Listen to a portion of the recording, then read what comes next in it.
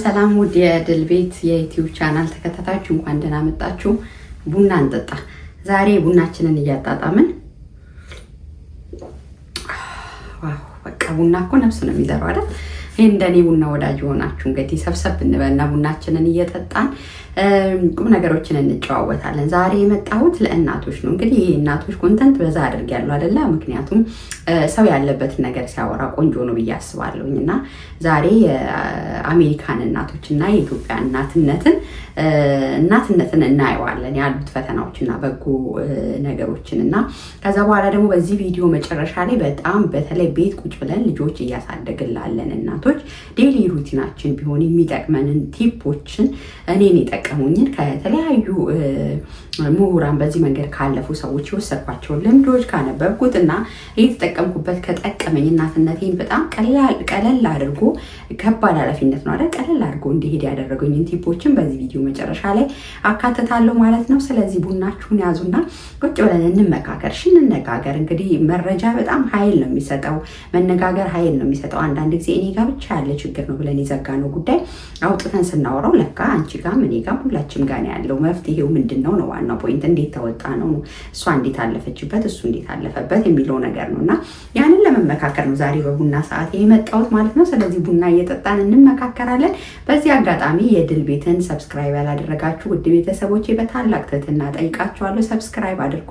የድል ቤት በዋናነት ማህበራዊ ጉዳዮች ላይ ትኩረት አድርጌ እሰራለሁኝ። ግን ደግሞ በአሜሪካን ሀገር ላይ ኑሮዬን ስላደረግኩኝ እዚህ ሀገር ያየኋቸው ሰዎች ቢያውቋቸው መልካም ናቸው የምላቸውንም የህይወት ተሞክሮዎችም እግረ መንገዴ ሼር አድርጋችኋለሁ ማለት ነው። ከራሴ እያለፍኩበት ካለሁት እንደገና ደግሞ በጣም በዚህ መንገድ አልፈው ሰክሰስፉል የሆኑ የተለያዩ ሰዎችንም በተለያዩ መስኮች እንዲያለፍ ገደም እያልኩኝ ደግሞ በኢንተርቪው መልክ ማመጣ ይሆናል። ድል አብለማ እባላለሁ። በሙያ ኢትዮጵያ እያለሁ ጋዜጠኛ ነበርኩኝ። እዚህ እንግዲህ ያው ታውቃላችሁ ሙያችንን ቀይረን ነው የምንሰራው። እግዚአብሔር ሲፈቅድ ደግሞ ወደ ሙያ ይመለሳለሁ ብዬ አስባለሁ።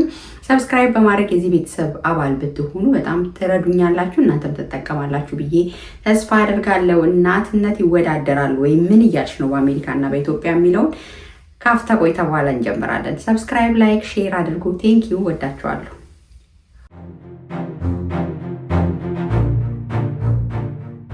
ለምንድን ነው ዛሬ እናትነትን በአሜሪካና በኢትዮጵያ ብዬ ላመጣላችሁ የወሰንኩት? እኔ ሁለቱንም ስላየው እናትነት በአሜሪካና እናትነት በኢትዮጵያን፣ ሚስትነትን በአሜሪካ ሚስትነትን በኢትዮጵያ ስላየሁት፣ ስለዚህ እዚህ ሀገር በተለይ በአሜሪካን ሀገር ወይም በተለያየ የኢሮፓ ሀገር በውጭ ሀገር ሆናችሁ እናት ሆናችሁ ልጆች እያሳደጋችሁ ያላችሁ ሚስት ሆናችሁ ያላችሁ ሰዎችን ኢንካሬጅ ለማድረግ በጣም ብዙ ፈታኝ ነገሮች እንዳሉት እረዳለሁኝ።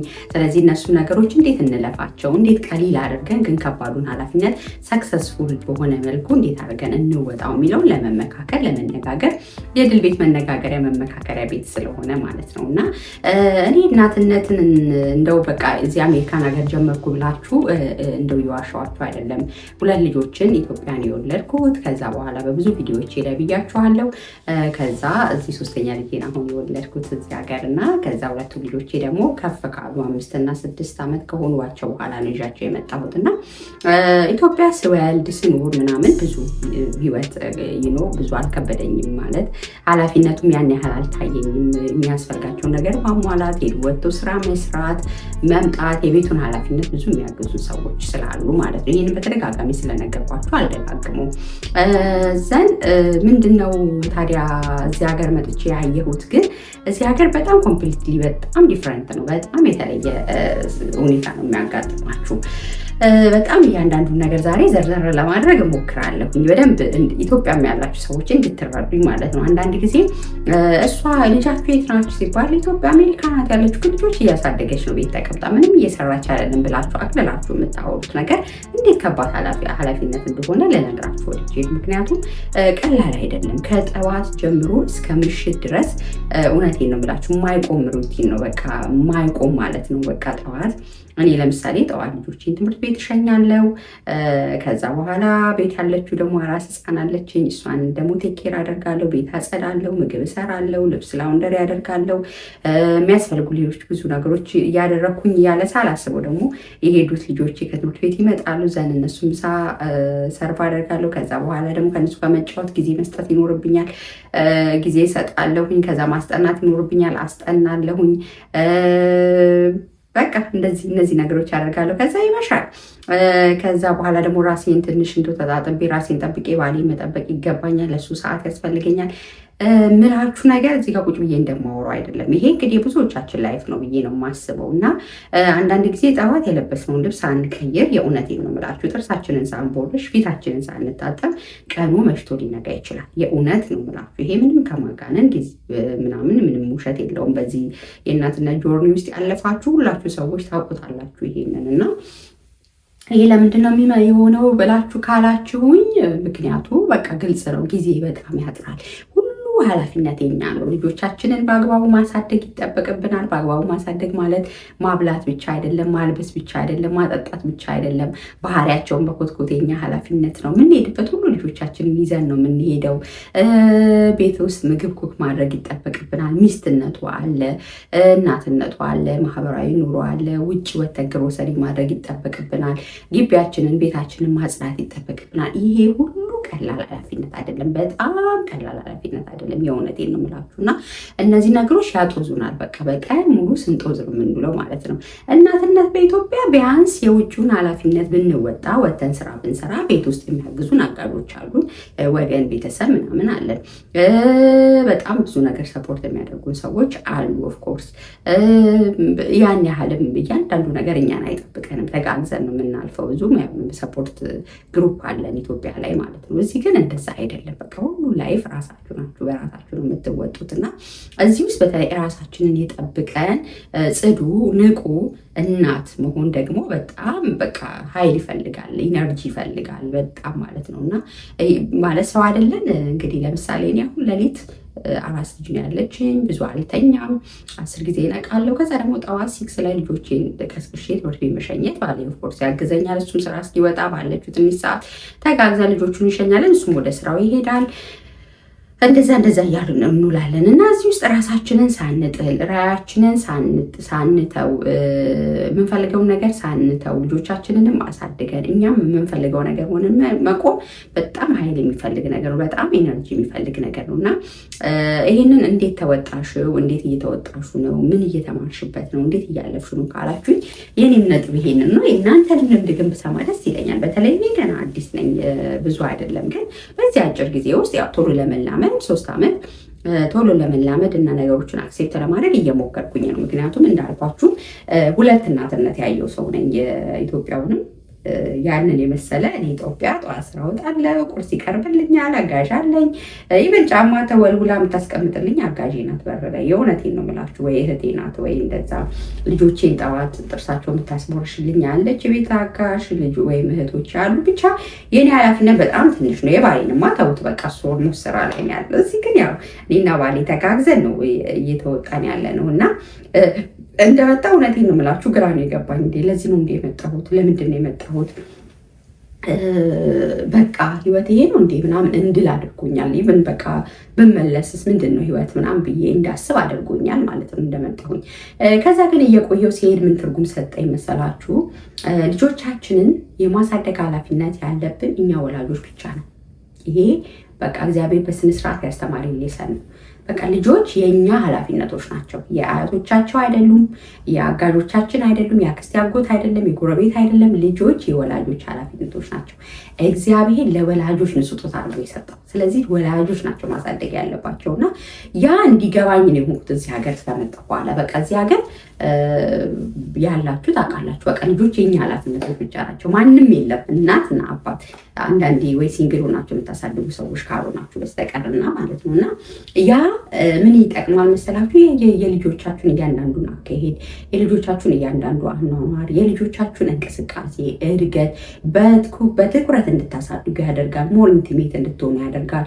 ሞር ቅርብርብ ኖሯችሁ እንድታሳድጉ ያደርጋል። እዚህ ውስጥ ምን ስኪሎች ያስፈልጉናል? ብዙ ነገሮች ወደፊት ባለሙያም ጋብዤላችሁ የምናወራበት ኢሹ ይሆናል በተለይ ምክንያቱም ይሄን ሁሉ ሰርቭ ስታደርግ እናት መቆም አለባት። እናት ጤነኛ መሆን አለባት። እናት ደስተኛ መሆን አለባት።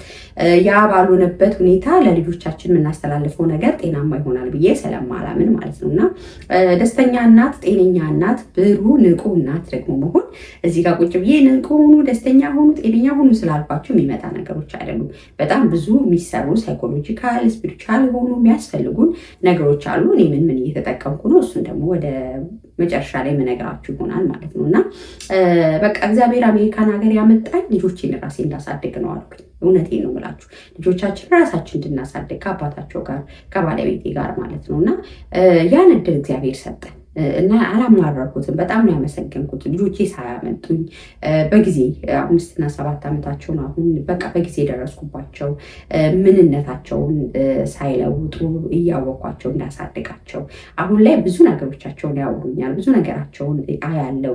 የእድገት ለውጣቸውን አያለው። ባህሪያቸውን አያለው። ይብን የሚወዱትና የሚጠሉትን ምግብ እንኳን ጥልቅ ብሎ ለማወቅ ኢትዮጵያ ያላችሁ እናቶች አንዳንዶች ማለት ነው አንዳንዶች ቤት ቁጭ ብላችሁ ዋጋ ከፍላችሁ የምታሳድጉ ትኖራላችሁ።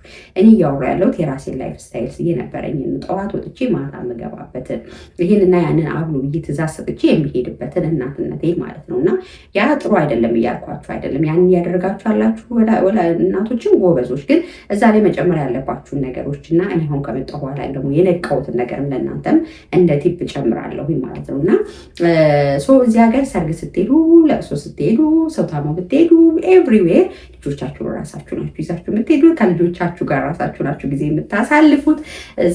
ያ ነገር ሞር ኢንቲሜት እንድትሆኑ ሞር ጊዜ እንድታሳልፉ እንድትቀራረቡ ያደርጋልና እኔም በቃ እሱ ኦፖርቹኒቲ ሊሰጠኝ ነው እግዚአብሔር። የራሴን ኃላፊነት ቁጭ ብዬ እንድወጣው ነው የሆንኩት ብዬ አስባለሁ። ላይፌ ላይ ያን ያህል የተለወጠ ነገር ያለ ብዬ ስለማላምን እኔ ግን እንደ ትልቅ ለውጥ ያገኘሁት ይህንን ስለሆነ ያንን ወድጄዋለሁ። እግዚአብሔርንም እያመሰገንኩ ነው።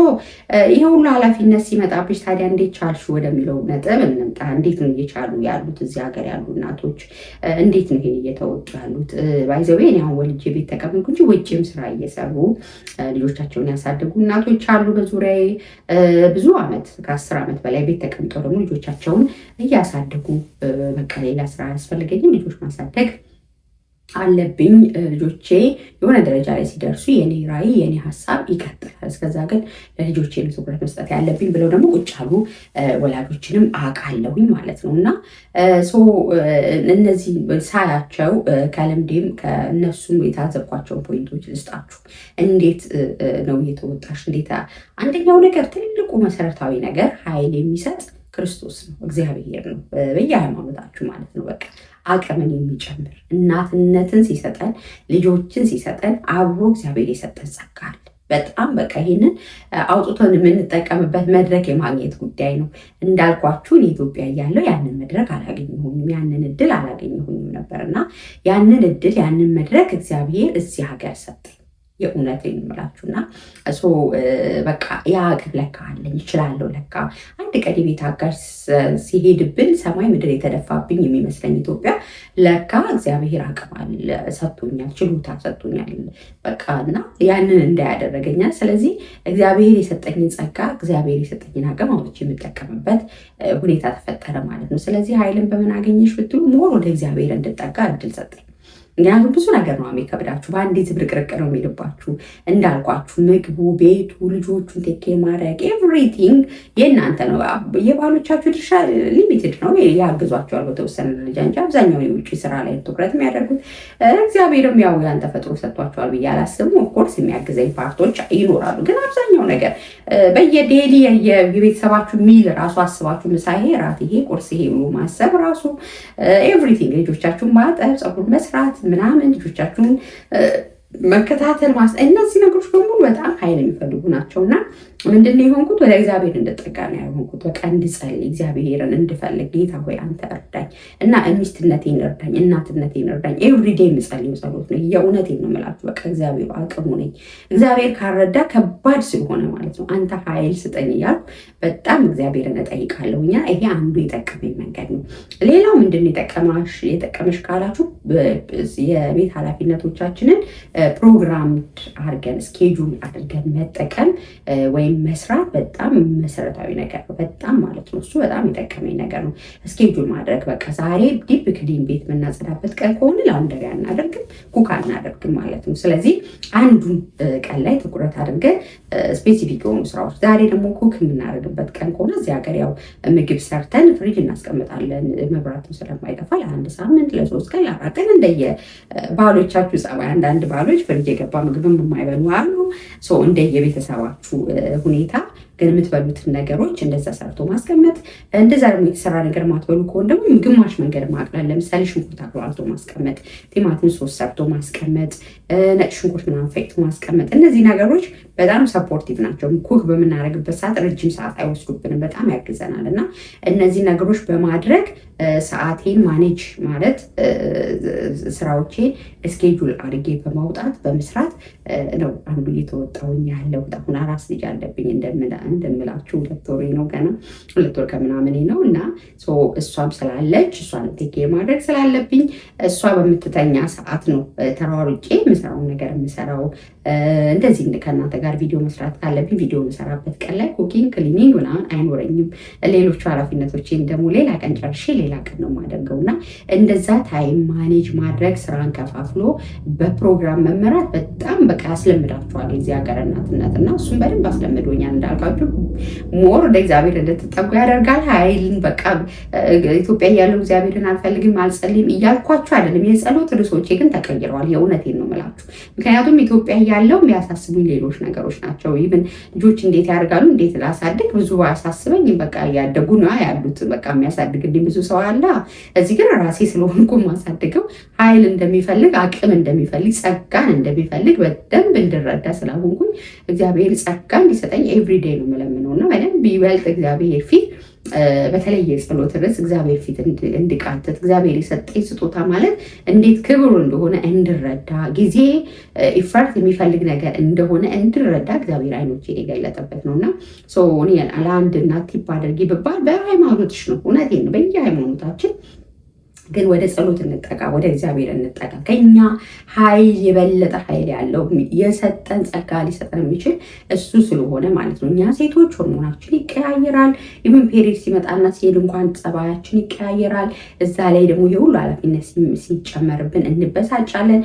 ደግሞ በጣም ሶሪ በቃ በጣም ሶሪ ይሄንን ለማለት የአበሻ ባሎቻችን እንደዚህ በተለይ ከኢትዮጵያ አብረን የመጣን ከሆንን እዛም ልምዱ ስለሌላቸው እንዳልኳችሁ እንኳን እነሱ እኛም ልምዱ ብዙ የለንም ጓዳ ገብቶ የቤት ኃላፊነት መወጣትና እሱ ልምዱ ስለሌላቸው እንደዚህ ማገዝ ላይ በጣም ጎበዝ ይሆናሉ ብዬ አላስብም። ያግዛሉ፣ ግን ደግሞ በደንብ ተላምደው በደንብ ኤቭሪቲንግ ላይ እስኪገቡ ጊዜ ይወስዳል። እና እሱ በራሱ ንዴት ሊፈጥርብን ይችላል፣ ብስጭት ሊፈጥርብን ይችላል።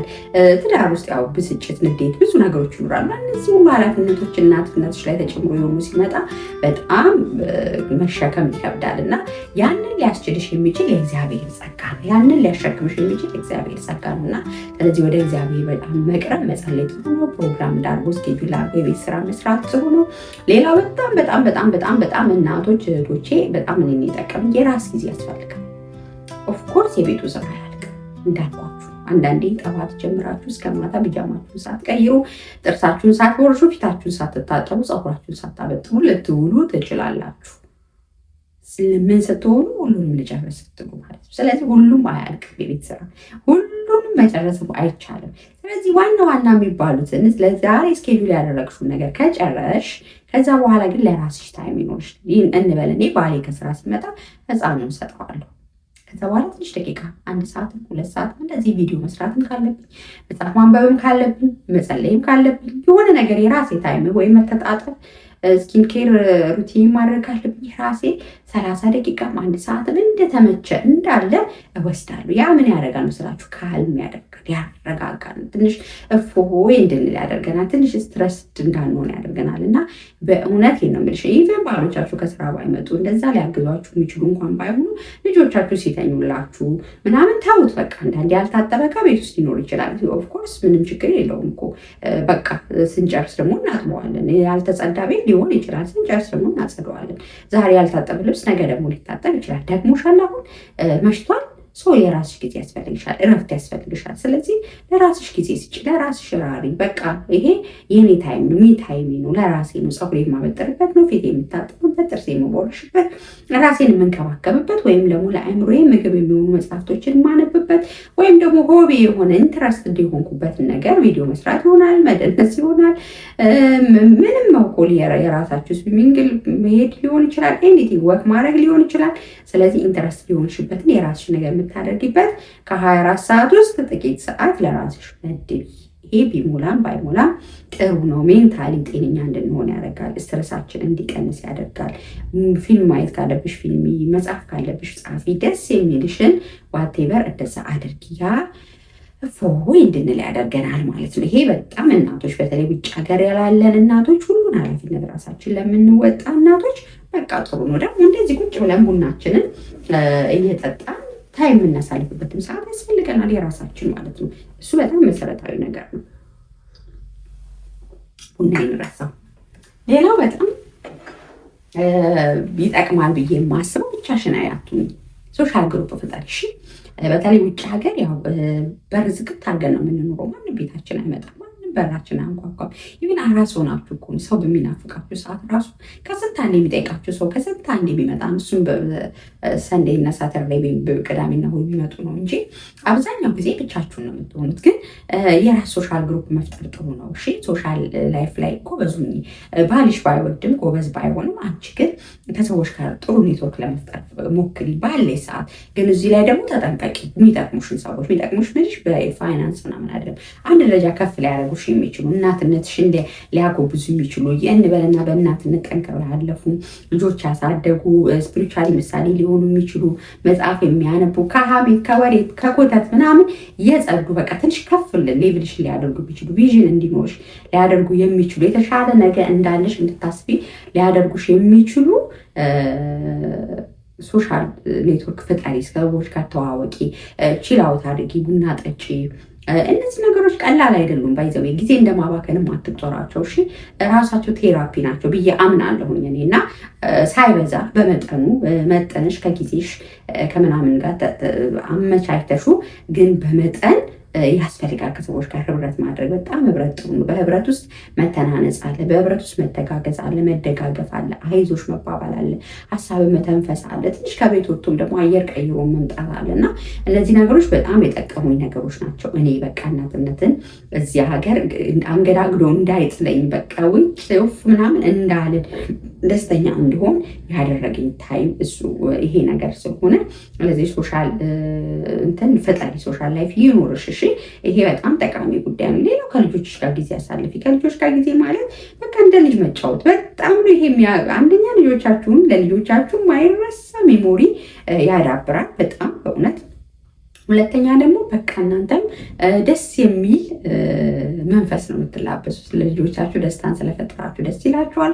በሌላ በኩል ደግሞ እናንተም በጣም ደስተኛ ትሆናላችሁ እና ልጆቻችሁንም ደስተኛ ታደርጋላችሁ እና በተቻለ መጠን ለልጆቻችሁ ጊዜ ስጡ። ከልጆቻችሁ ጋር ጊዜ አሳልፉ፣ ተንከባለሉ፣ ሩጡ ምናምን። ይሄ በጣም ሪላክስ እንዲያደርግ ያደርጋል።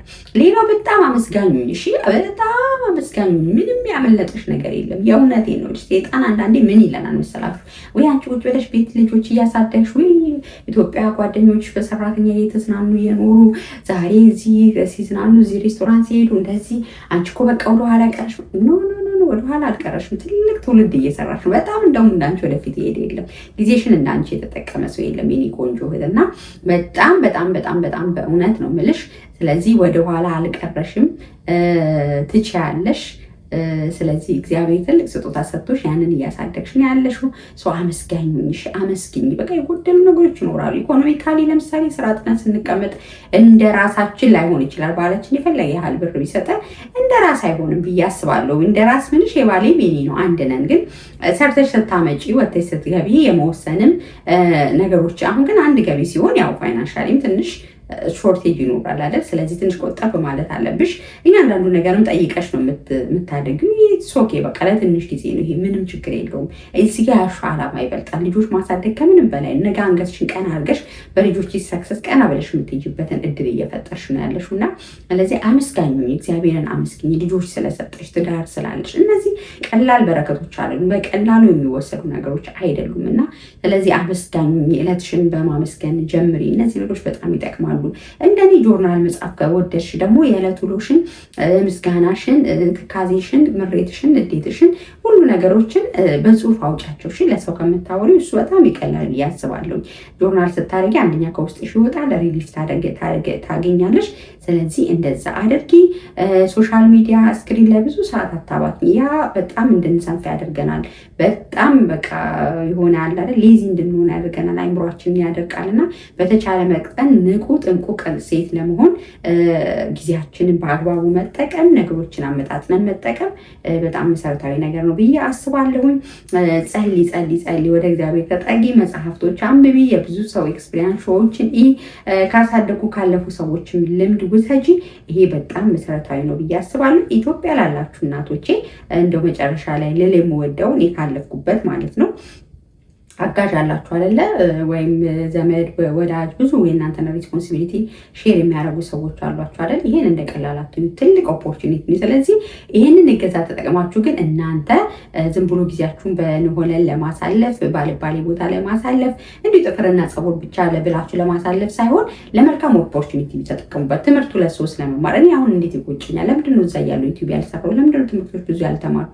ኦፍኮርስ ማስተርሴን ተምሬያለሁ፣ ግን ብዙ ሙያ ኮርሶችን መውሰድ ይችላል። ያ ሁሉ እድል ካለ ለምንድን ነው ብዙ ቢዝነሶችን ያልሰራው ብዬ አስባለሁኝ። እና ዝም ብለን ጊዜያችንን በከንቱ ነበር ያባከንኩት እና እንደዛ ጊዜያችሁን እንዳታባክኑ። ሌላው ደግሞ ከልጆቻችሁ እንዳትርቁ። የልጆቻችሁ ወላጆች እናንተ ናችሁ። እሺ ለቤት አጋዦቻችሁ ለአያቶቻቸው ሰጥታችሁ አትተዋቸው።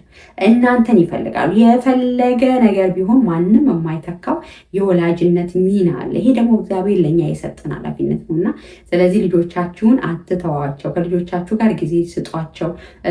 በተቻለ መጠን በትኩረት ተከታተሏቸው። እናንተ እንደውም ሌላ ስትረስ ስለሌለባችሁ የቤት ኃላፊነት ስራ ምናምን ስለሌለባችሁ ያላችሁን ጊዜ ከልጆቻችሁ ጋር ተጠቀሙ ለማለት ነው። እናቶችዬ እንችላለን፣ እንበርታ፣ እግዚአብሔር ይረዳናል፣ እንችላለው ብላችሁ ተነሱ። ያን ካደረግን የማንችለው ነገር የለም። እግዚአብሔር ደግሞ ጸጋውን ያበዛልናል። እንዲሁ ልምዴን እንጨዋወት ብዬ ነው። እስቲ ኮመንት ሴክሽን ላይ ደግሞ የእናንተን ልምድ አካፍሉኝ። በተለይ ቤት ቁጭ ብላችሁ ልጆች እያሳደጋችሁ ያላችሁ ሰዎች እንዴት ነው ጊዜያችሁ ማኔጅ እያደረጋችሁ ያላችሁት? ምን እየተሰማችሁ ነው? እንተንፍስ፣ ስናወራ ቀለል እያለን ይሄዳል ብዬ አስባለሁ። ኮመንት ላይ ያሳውቁኝ። ይህ ቪዲዮ ከጠቀማችሁ ላይክ፣ ሼር፣ ሰብስክራይብ በማድረግ ቤተሰብ የሆኑ ወዳችኋለሁ። መልካም